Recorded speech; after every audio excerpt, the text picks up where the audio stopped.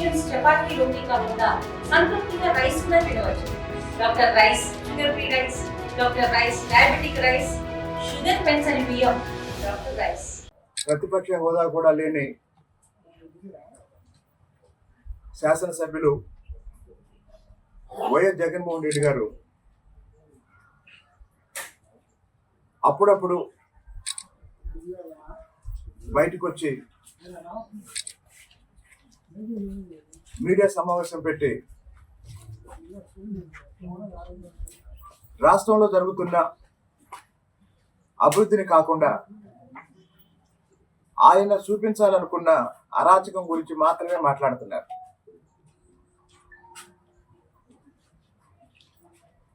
మన రాష్ట్రంలో ప్రజల అవసరాలకి అనుగుణంగా ప్రారంభమైన పథకాల గురించి కాకుండా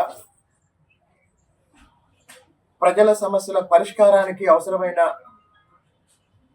అంశాలు కాకుండా జగన్మోహన్ రెడ్డి గారు ఈ మధ్యకాలంలో యువతని తప్పుదారి పట్టించే విధంగా, ఆయన పార్టీ కార్యకర్తల్ని రెచ్చగొట్టే విధంగా సినిమా డైలాగులతో ఆయన ప్రెస్ మీట్ మొత్తం నిండిపోతుంది. ఇప్పటికి దాదాపు 4 సార్లు ఆయన ఆ రఫా డైలాగ్ మీద మీడియాలో మాట్లాడారు. ఎలాంటి అంశాలైతే అభివృద్ధికి నష్టం కలిగిస్తాయో, శాంతి భద్రతలకి విఘాతం కలిగిస్తాయో, ఎలాంటి అంశాలనైతే ఒక మాజీ ముఖ్యమంత్రి స్థాయి వ్యక్తి ప్రోత్సహించకూడదో అలాంటి అంశాలు జగన్మోహన్ రెడ్డి గారు, ఒకవేళ రఫా డైలాగు తప్పైతే సెన్సార్ వాళ్ళు ఎందుకు ఆపలేదు అని కూడా ప్రశ్నిస్తున్నారు. చంద్రబాబు నాయుడు గారు ముఖ్యమంత్రి అయ్యే సమయానికి 1995 నాటికి హైదరాబాద్ నగరంలో ప్రతి సంవత్సరం వార్షికోత్సవాలు జరిగినట్టు మత కలహాలు జరిగేవి. అలాగనే తెలంగాణ ప్రాంతంలో తీవ్రవాద సంస్థల హింస రోజువారీ జరిగేది. అలాగనే రాయలసీమలో ఫ్యాక్షన్ హత్యలు జరిగేవి. అలాగనే కోస్తా జిల్లాల్లో రౌడీలు రాజ్యం వెళ్ళేవాళ్ళు.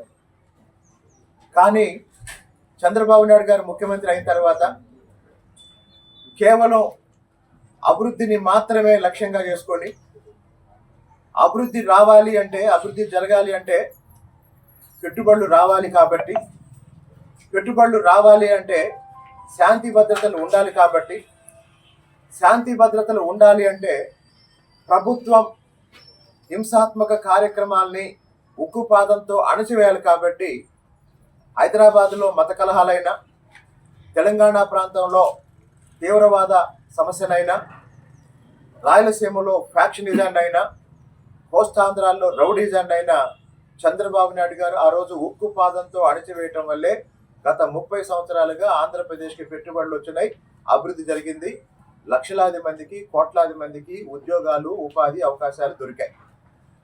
ఇవన్నీ పక్కన పెట్టి జగన్మోహన్ రెడ్డి గారు అభివృద్ధికి సంబంధం లేని విషయాలు మాట్లాడుతున్నారు. రాష్ట్రానికి బాగా ఉపయోగపడే ఒక అంశం,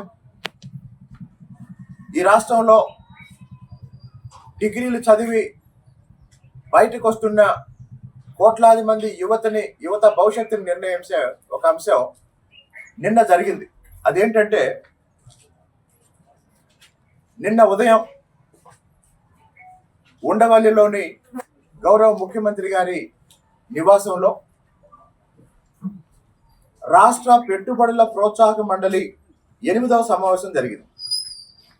రాష్ట్ర పెట్టుబడుల ప్రోత్సాహక మండలి 8వ సమావేశం జరిగింది.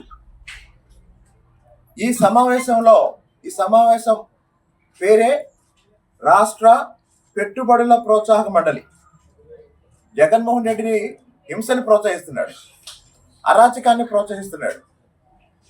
కానీ చంద్రబాబు నాయుడు గారు నిన్న పెట్టిన సమావేశం ఏంటంటే పెట్టుబడుల ప్రోత్సాహక మండలి సమావేశం, 8వ సమావేశం.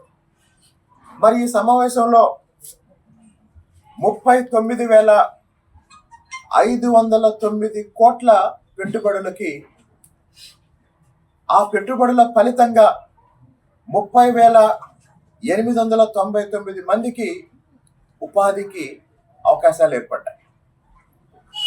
మరి ఈ సమావేశంలో పరిశ్రమల శాఖ నుంచి 11, ఇంధన రంగంలో 7, పర్యాటక రంగంలో 3, ఐటీ, ఫుడ్ ప్రాసెసింగ్ రంగాలకు సంబంధించి ఒక్కొక్క ప్రాజెక్టుని నిన్నటి సమావేశంలో ఆమోదించింది. మరి ఇప్పటి వరకు వచ్చిన ఈ ప్రాజెక్టుల వల్ల స్థానికంగా ఉండే నిరుద్యోగ యువతకి ఉద్యోగాలు, ఉపాధి లభిస్తుంది. అన్నిటికీ మించి రాష్ట్రం విడిపోయిన తర్వాత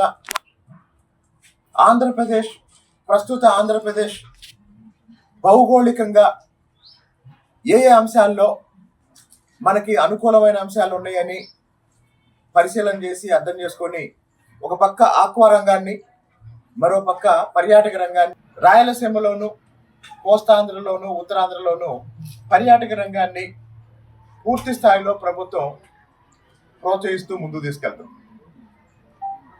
ఇప్పుడు ఈ నిన్నటి సమావేశంలో ఆమోదించిన ఈ సంస్థలు, వాళ్ళ పెట్టుబడులు, ఈ వివరాలన్నీ ఈరోజు పత్రికల్లో లోపల పేజీల్లో వచ్చింది. పేర్ని నాని స్టేట్మెంట్లు ఇవేమో మీడియా ప్రముఖంగా చూపిస్తుంది. లేకపోతే ఆయన బెయిల్కి అప్లై చేశాడు, ఈయన బెయిల్ మీద వచ్చాడు అనేది అందరూ చాలా ఆసక్తిగా చూస్తున్నారు. కానీ రాష్ట్రానికి ఉపయోగపడే అంశం, యువతకి భవిష్యత్తునిచ్చే అంశం, ఈ రాష్ట్రాన్ని విడిపోయిన తర్వాత కూడా ఆర్థికంగా నిలబెట్టగలిగిన అంశం ఏంటంటే మన రాష్ట్రానికి వస్తున్న పెట్టుబడులు, మన రాష్ట్రానికి వస్తున్న కంపెనీలు, వాటి కోసం ముఖ్యమంత్రి గారు చేస్తున్న కృషి. కాబట్టి ఈరోజు ప్రముఖంగా మొదటి పేజీలో రావాల్సిన అంశాలు, దురదృష్టం ఏంటంటే మనకి రాజకీయాలే ప్రధానం కాబట్టి దీని మీద జరగాల్సిన చర్చ జరగటం లేదు. రాష్ట్రం విడిపోయిన తర్వాత హైదరాబాద్ అభివృద్ధి మీద ఆంధ్రాలో చాలా చర్చ జరిగింది. అయ్యో మనం చాలా కోల్పోయామే అని. ఇప్పుడు కూడా నేను చెప్పేది ఏంటంటే జగన్మోహన్ రెడ్డి గారి ఎజెండా ప్రకారం చర్చ జరిగితే, జగన్మోహన్ రెడ్డి గారి ప్రెస్ మీట్లో మాట్లాడిన అంశం మీద చర్చ జరిగితే ఈ రాష్ట్రానికి కావాల్సిన నిజమైన, ఈ రాష్ట్ర యువతకు కావాల్సిన అసలైన అంశాలని మనం మిస్ అవుతాం. అవేంటంటే ఉద్యోగాలు కావాలి, ఉపాధి కావాలి. మొన్న ఎన్నికల్లో యువగళం సారథి లోకేష్ గారు చెప్పినట్టు 20 లక్షల ఉద్యోగాల కల్పన జరిగితేనే పేదరిక నిర్మూలన జరిగింది. ఒక పక్క P4 పేరుతో పేదరిక నిర్మూలన కోసం ముఖ్యమంత్రి గారు పనిచేస్తున్నారు. అది సాధ్యం కావాలి అంటే 20 లక్షల ఉద్యోగాల సృష్టి జరగాలి. అది జరగాలి అంటే రాష్ట్రానికి పెట్టుబడులు రావాలి, కంపెనీలు రావాలి. అవి కంపెనీలు రావాలి అంటే శాంతి భద్రతలు ఉండాలి. శాంతి భద్రతలు ఉండాలంటే జగన్మోహన్ రెడ్డి గారు ఆయన మైండ్ సెట్ మార్చుకోవాలి. కాబట్టి మాజీ ముఖ్యమంత్రిగా బాధ్యతాయుతంగా రాష్ట్ర భవిష్యత్తు కోసం జగన్మోహన్ రెడ్డి గారు ఆయన మైండ్ సెట్ మార్చుకొని చంద్రబాబు నాయుడు గారు చేస్తున్న అభివృద్ధి, సంక్షేమానికి సంబంధించి మాట్లాడమని, అందులో ఏమైనా విమర్శలు చేయాలనుకుంటే చేయమని, వాటి మీద అసెంబ్లీకి వచ్చి మాట్లాడమని ఈ సందర్భంగా జగన్మోహన్ రెడ్డి గారికి విజ్ఞప్తి చేస్తున్నాను. ధన్యవాదాలు. తెలుగులో న్యూస్ కి ఫాస్టెస్ట్ యాప్ ఇప్పుడు టోటల్లీ న్యూ అవతార్లో జస్ట్ 5 సెకండ్స్ లో కంప్లీట్ న్యూస్. సోషల్ మీడియాలో ట్రెండ్స్ కి one stop solution. Live TV app voice search option తో ఇప్పుడే డౌన్లోడ్ చేయండి లేదా అప్డేట్ అయిపోండి. యాప్ లింక్ డిస్క్రిప్షన్ లో ఉంది.